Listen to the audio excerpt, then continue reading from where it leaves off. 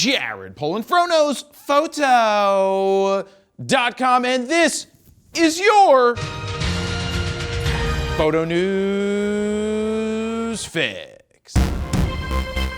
This fix is brought to you by Wirestock, which is the easiest way to sell your photos, videos, and vectors online. Now, here's how it works. You upload your photos or videos to Wirestock, they tag and keyword them for you, and then distribute them to some of the largest stock websites for sale, such as Shutterstock, Adobe Stock, 123RF, Pond5, and many more. You can do all this from one single free account, no subscription fees or flat fees. When you sell something, Wirestock takes 15% and gives you the rest. There's no excuse to not at least try this out. I don't want to hear that you live in the middle of nowhere, because if you live in the middle of nowhere, shoot middle of the nowhere things. If you live in a city, shoot city things, like traffic lights, steams coming out of grates, and manholes. Manholes. Ooh, that's a sweet manhole right there. Now go make some money. Sign up for free right now at bit.ly/FrozeWire. First up, I couldn't pass this story up, so I had to leave some comments on it. Leica has finally launched the L1 and L2.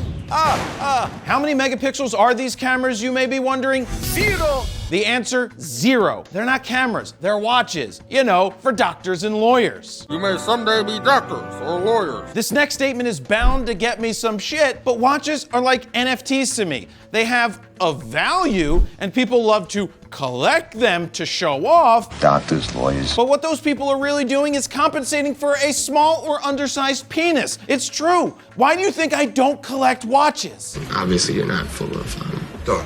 Look, now, don't get me wrong, the inner workings of watches are fascinating, and a ton of work goes into making them, but these watches are ugly, in my opinion. You don't even get to see the inner workings, except if you flip it upside down. Then you get to see the workings, but nobody else does, not even Oprah. The L1 will set you back $10,000.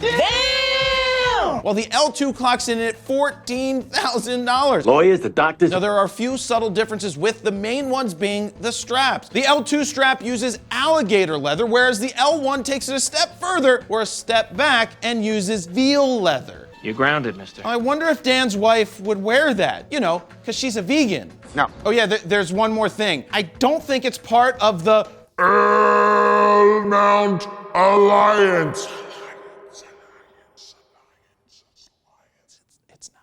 Next up, could it be true? Is Sigma finally going to start making native mirrorless lenses for someone other than Sony? According to Sigma's CEO, the answer is yes. Fantastic. And I quote, "From the standpoint of a lens manufacturer, I always want to support as many mounts as possible. I can't say which mount, but I think I could add at least one this year." Well, that's good news. Now, one thing's for sure, it won't be a Pentax. Now, FujiRumors.com, which kind of looks like SonyAlphaRumors.com because the same person runs it, and we know that their track record is what their track record is, well, they're claiming that Sigma will be making lenses for Fuji's X mount before the end of the year.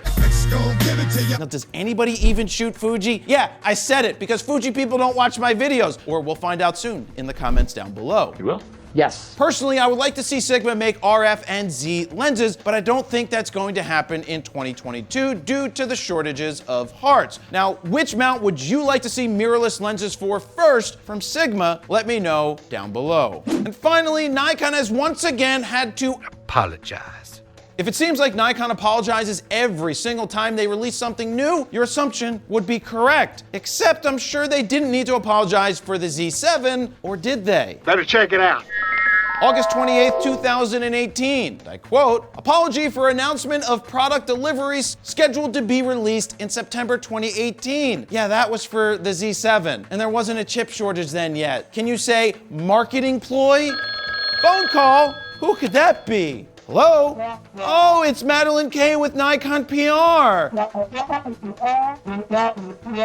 Oh, Nikon's very popular and many people want them as soon as they're announced? Oh, it's not a marketing ploy, is it?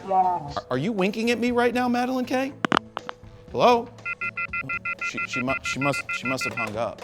Now, are there any guesses to what Nikon's apologizing for this time? No. And I quote, February 8th, 2022, thank you for your continued patronage of Nikon products. The Nikkor Z400mm f2.8 TC, which is scheduled to be released on February 18th, 2022, has received a large number of reservations beyond expectations. For this reason, we may not be able to deliver the product on the day of release to customers who have already made a reservation. In addition, it may take more than 6 months for the product to be delivered to customers who make reservations in the future. We sincerely Apologize. for any inconveniences caused to customers who are waiting for this product. Hey Nikon, cut the shit. You do this every time you release a product. Why can't you just be honest and say, we anticipated this was going to be a popular lens and we're producing them as quickly as possible. Due to our superior build quality, some people who placed orders may need to wait a few months or more. And not, wow, we didn't expect this lens was going to be so popular. Have you ever heard the statement, act as if you've been there before? Nikon, you've been there before. Flip the script and own the reality. I am reality. And that's what I got this week. Next week, we got some new news stories because stuff is coming out. And there you have it. That's your photo news fix this time around. To check out last week's fix, go ahead and click on the screen right here. Don't forget to like, share, comment, and subscribe. And that's where I'm going to leave it. Jared, PolandPhotoNewsPhoto.com. See ya.